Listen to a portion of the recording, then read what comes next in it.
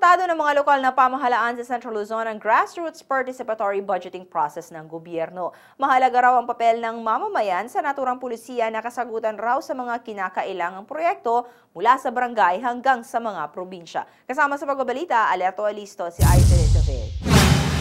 Buo ang suporta ng mga lokal na opisyal ng pamahalaan sa Central Luzon sa Grassroots Participatory Budgeting Process o GPB. Naniniwala ang mga opisyal na ang GPB ang matagal na nilang hinihintay na pulisiya ng pamahalaan na sasagot sa pangangailangan ng kanilang mga nasasakupan. Itong GPB na ito, this is novel.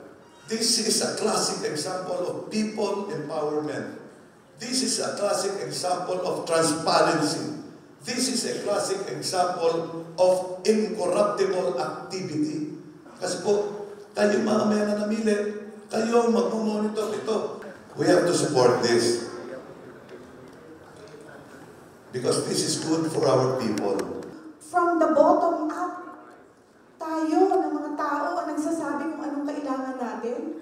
Itong BUB versus Participatory Budgeting Program ay magandang proyekto na dapat ituloy. Isa ang lalawigan ng Nueva Ecija sa naitalang may pinakamaraming proyektong popondohan ng GPB. Malaking bagay daw ang matamang pagsunod nila sa proseso, kaya naman ang lahat ng programang inirekomenda ay napondohan lahat ng pamahalaan.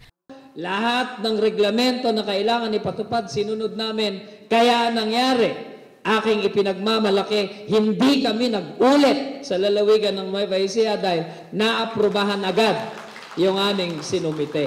Naging kabalikat daw ng mga LGU sa mga civil society organizations o CSO sa pagsusulong ng mga programa.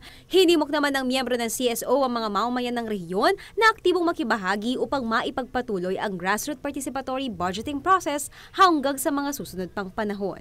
Kaya lang huwag tayong tumigil at magdiwang na ito na yung simula at ito na yung wakas. Kung paano magkakaroon ng karugtong, nasa atin din para yung makinaryang ginawa ng DILG, maidugtong pa natin kung hindi yung continuity po hanggang sa matugunan. Yung sinasabi nating bottom line nitong ganitong budgeting process ay yung poverty situation.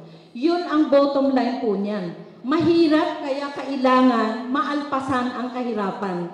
Ako si Aislinn David, Alerto Alisto sa pagbabalita.